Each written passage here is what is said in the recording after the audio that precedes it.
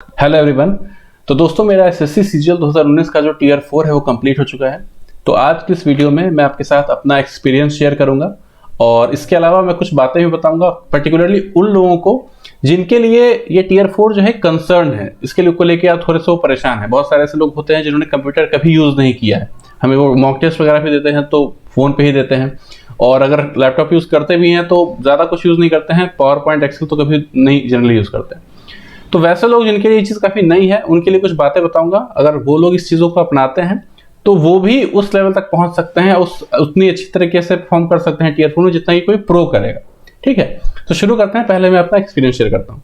तो मेरा जो टीयर 4 था दोस्तों वो था पटना में। ठीक है, पटना में कोई स्काईटेक नेटवर्क प्राइवेट लिमिटेड करके एक ऑनलाइन सेंटर था, वहाँ पे मेरा टीयर 4 हुआ, या सीपीटी कह लीजिए। अच्छा, सीपीटी में क्या होता है कि डेस्ट इंक्लूडेड होता है, सीपीटी डेस्ट अलग नहीं है। सीपीटी में एक मॉड्यूल होता है डेस्ट, दूसरा मॉड्यूल होता है एमएस पावर पॉइंट और तीसरा मॉड्यूल होता है एमएस एक्सेल।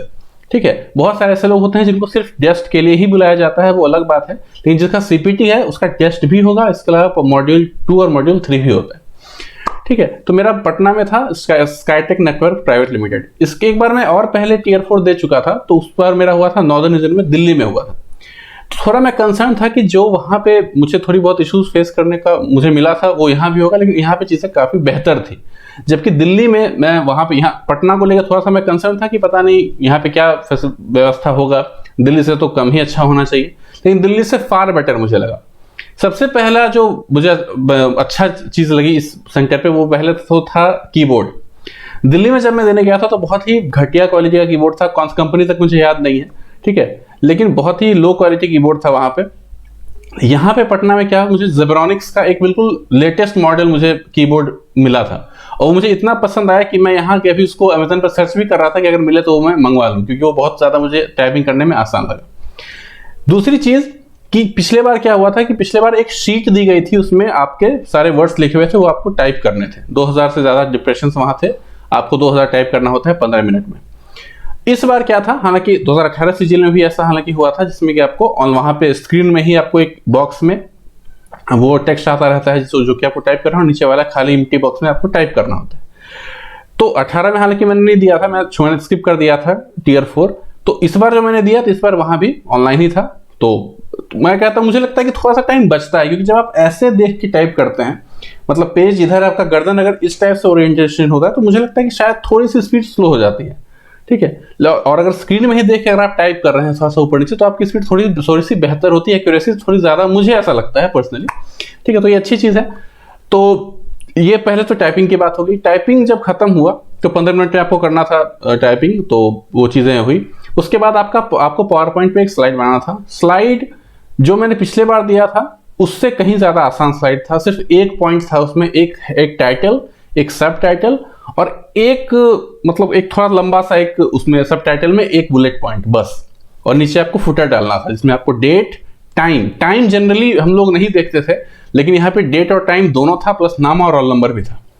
ठीक है, ये पावर पॉइंट की बात थी। और उसके बाद आपका एक्सेल शीट पे आपको एक शीट बनानी होती है। तो पावर पॉइंट और एक्सेल पे शीट बनाने के लिए आपको पेज मिल जाता है, इंस्ट्रक्शंस जिसमें होते हैं, उस इंस्ट्रक्शन को देख के आपको बनाना होता है स्लाइड और शीट एक्सेल पे, मतलब पावर पॉइंट पे स्लाइड और एक्सेल पे शीट। उन दोनों के लिए आपको 2 पेज मिलते हैं, एक में पावर पॉइंट का इंस्ट्रक्शन होता है, दूसरे में एक्सेल का इंस्ट्रक्शन होता है। ठीक है, अच्छा, एक यहाँ खासियत क्या है जानने वाली बात, कि टाइपिंग में आपको टाइमर लगा हुआ रहता है स्क्रीन पे ही, 15 मिनट का टाइमर, लेकिन एमएस पावर पॉइंट और एक्सेल में कोई टाइमर लगा हुआ नहीं रहता है। मतलब कि अगर आपके लिए नया है या कहीं आप फंस रहे हो तो कोई दिक्कत की बात नहीं, 1 आध मिनट आप ज्यादा भी ले लोगे तो भी आप पे कोई ऐसा नहीं कि आपसे कोई छीन रहा है या आपको डांट रहा है कोई, ऐसा नहीं है। 1-2 मिनट आप ज्यादा ले सकते हो। ठीक है, तो कोई बहुत बड़ा मसला नहीं है पावर पॉइंट और एक्सेल, और ये अमूमन लोग कर ही लेते हैं। जो थोड़ा बहुत कंसर्न होता है वो टाइपिंग को लेके होता है। ठीक है, अगर आप पावर पॉइंट और एक्सेल में 5-6 दिन में अगर आप प्रैक्टिस कर लेते हैं तो बहुत ही सिंपल चीज़ है, आप कर सकते हो आराम से। काफ़ी सारे वीडियोस भी अवेलेबल हैं यूट्यूब पे, आने वाले वक्त में ही बना दूंगा आपको, ताकि उसको देख के आपका सारा कंफ्यूजन क्लियर हो जाए। हालांकि कुछ छोटी बातें हैं जो कि आपको ध्यान में रखना है, उसके बारे में आगे बात करता हूँ। तो ये चीज़ें थी टाइपिंग, पावर पॉइंट और एक्सेल को लेके। ये सब होने के बाद वहाँ पे आपका, हालांकि इसके पहले आपका बायोमेट्रिक रजिस्ट्रेशन, आइडेंटिफिकेशन, वेरिफिकेशन जो भी होता है सब कुछ हुआ, थोड़ा टाइम लगा। और उसके बाद क्या होता है कि आपको ये तीनों मॉड्यूल होने के बाद अच्छा देर वेट करना पड़ता है एग्जिट करने के लिए। वो वेरीफाई कर लेते हैं कि हर एक एस्पायरेंट का जो वहाँ पे कैंडिडेट हैं सबका वहाँ पेज सबमिट हुआ है कि नहीं, तो उसमें थोड़ा टाइम लगता है। तो ओवरऑल मेरा जो एक्सपीरियंस था दिल्ली का, उससे फार बेटर एक्सपीरियंस मुझे पटना का लगा। ठीक है, तो मुझे ये बहुत खुशी की बात है कि बिहार में भी अगर इस तरह की फैसिलिटीज़ अगर हैं, और इसके पहले मैं सीआर रीजन में सीआर रीजन का जो वेरिफिकेशन मेरा हुआ, डॉक्यूमेंट वेरिफिकेशन, वो देख के भी मैं खुश था, तो मुझे कि वो भी मुझे एनआर से अच्छा लगा था यहाँ। एनीवेज, तो ये तो हुआ मेरे एक्सपीरियंस के बाद। अब मैं कुछ सजेशन देता हूँ। तो पहले लास्ट बात तो ये कि मेरा कैसा रहा। ओवरऑल मेरा बहुत अच्छा रहा। ठीक है, एक आध जगह थोड़ी सी चीज गलती हुई। गलती ऐसा नहीं कि मैं बाद में रियलाइज कर रहा था, कुछ चीजें वहां पे करनी थी जो कि मैं उसी टाइम में नहीं कर पाया। ठीक है, जो कि मैंने मैनुअली एंटर की। जैसे कि क्या था कि फुटर में अमूमन क्या होता है, डेट होता है, नाम होता है और रोल नंबर होता है। यहाँ पे डेट और टाइम था, तो जिस फॉर्मेट में डेट और टाइम चाहिए था उसका कॉम्बिनेशन मुझे फुटर का ऑप्शन में नहीं दिखा। तो मैंने क्या किया, टाइम को मैनुअली एंटर कर दिया। अब पता नहीं शायद उसके लिए मार्क्स काटे या नहीं काटे, पता नहीं, एक वो थोड़ी सी गलती हुई।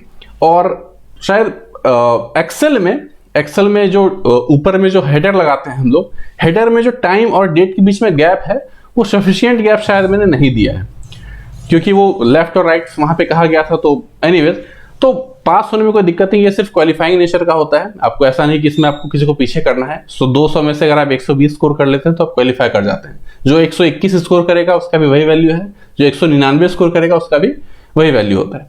टाइपिंग जो है वो जैसे, और टाइपिंग में आपको 2000 डिप्रेशंस करने होते हैं 15 मिनट में टाइप, और बहुत आसानी से आप कर सकते हो। कोई स्पेशल कैरेक्टर्स नहीं थे, सिर्फ कॉमा, फुल स्टॉप और कैपिटलाइजेशन, बस इतना ही था। और कोई एक भी स्पेशल कैरेक्टर, ना ही कोई न्यूमेरिक डिजिट्स, अल्फा न्यूमेरिक, कुछ भी नहीं था।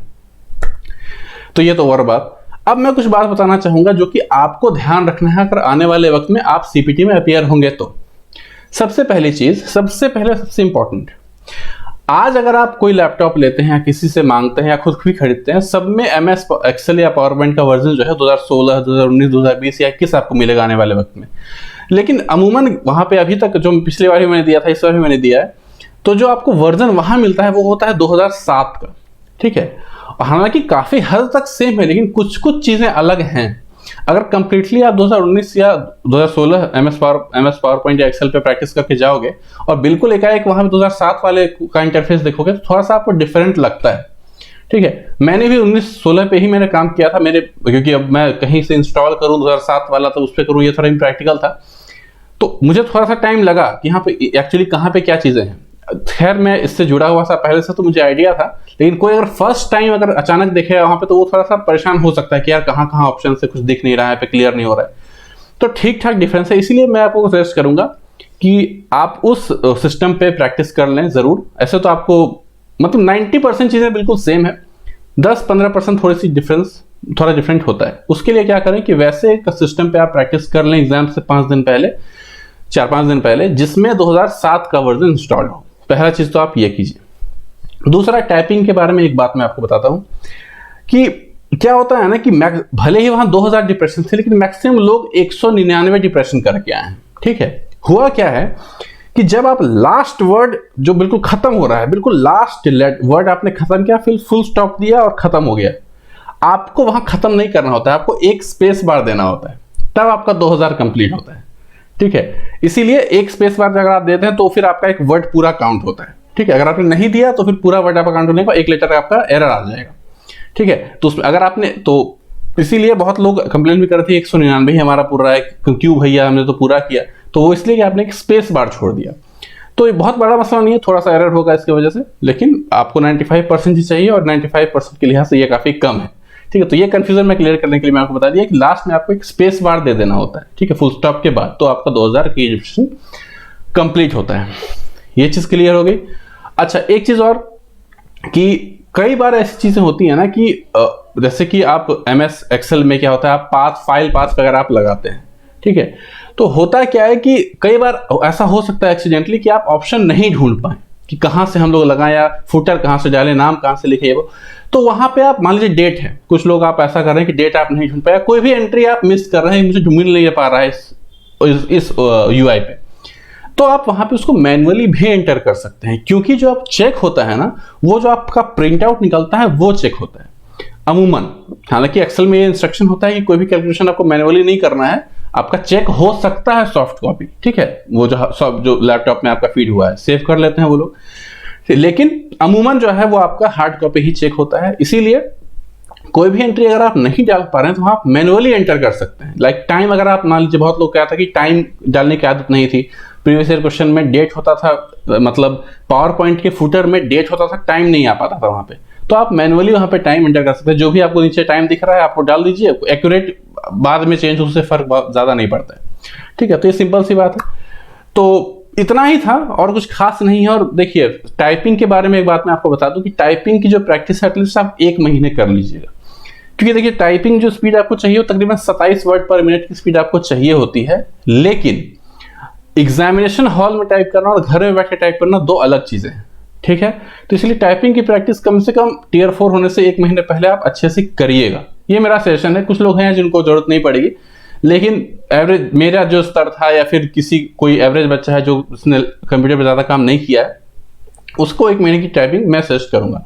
और एमएस पावर पॉइंट और एक्सेल की जहां तक बात है, उसके लिए 1 हफ्ता मोर देन सफिशिएंट है। हर दिन आप 2-2 शीट बना लीजिए, 2 पावर पॉइंट की बना लीजिए, 2 एक्सेल की बना लीजिए, 7 दिन तक कर लीजिए, ऐसा काम खत्म, ठीक है, इतना ही चाहिए। लेकिन तो एक्सेल तो टाइपिंग के लिए 1 महीना और बाकी 2 के लिए पावर पॉइंट एक्सेल के लिए 1 हफ्ता, ये मच मोर देन सफिशिएंट है, ठीक है। तो ये और क्या है कि इसके लिए थोड़ा, इसके बारे में थोड़ी हवा ये बना दी गई है कि ये बहुत इजी है, बहुत इजी है, करने की बिल्कुल जरूरत नहीं है। देखिए इजी है लेकिन बहुत ज्यादा इंपॉर्टेंट है, तो अगर कोई चीज बहुत ज्यादा इंपॉर्टेंट है तो उसको थोड़ा ज्यादा अटेंशन दिया जाना चाहिए, ठीक है। जैसे कि लोग कहते हैं कि अगर टियर 4 में नहीं भी क्वालिफाई करो फिर भी कोई दिक्कत नहीं है, बाकी पोस्ट के लिए एलिजिबल रहते हो, लेकिन आपको पता होना चाहिए कि टियर 4 जो होता है दोस्तों, उसमें काफी सारी पोस्ट अब आ गई हैं, ठीक है। सीबीआईसी डिपार्टमेंट के सारे पोस्ट आ गए हैं, मतलब कि अगर आप सीपीटी क्वालिफाई नहीं करते हैं तो आप examiner, preventive officer, excise inspector और टैक्स असिस्टेंट, इसके अलावा एएसओ इन सीएसएस, एएसओ इन एमईए, इन सब के लिए आप एलिजिबल नहीं रह जाते हैं।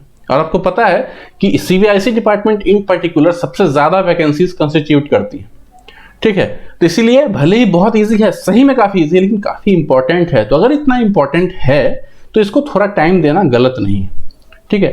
तो मैं एक रेकमेंड करूंगा कि आप भी एक कीबोर्ड एटलीस्ट खरीद लीजिए, और कभी कभी अगर मन नहीं लगे, थोड़ा सा मतलब एंटरटेनमेंट के पर्पज से भी टाइपिंग थोड़ा बहुत कभी कभी करते रहिए, ताकि जब आपकी जरूरत आए आपको टाइपिंग करने की तो आपके लिए बहुत बड़ा मसला नहीं हो। तो बस इतना ही था दोस्तों इस वीडियो में।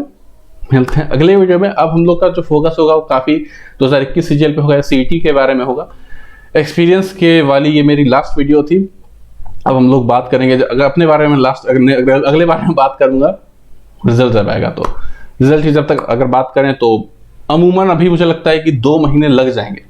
दिसंबर से पहले मुझे नहीं लगता कि आ पाएगा रिजल्ट, अगर लग अच्छा तो शायद नवंबर लास्ट तक आ जाए, लेकिन दिसंबर तक तो जाना ही चाहिए, काफी हद तक चांस है, क्योंकि कोर्ट केस भी है। इसके अलावा कोई अभी जो एक डेट निकाली थी एसएससी ने, उस पर किसी तरह का मेंशन नहीं था। तो बस देखते हैं कब तक आ जाता है, जब आ जाएगा आपको इन्फॉर्म कर दिया जाएगा। तो बस इतना ही था इस वीडियो में। मिलते हैं अगले वीडियो में, तब तक के लिए बाय।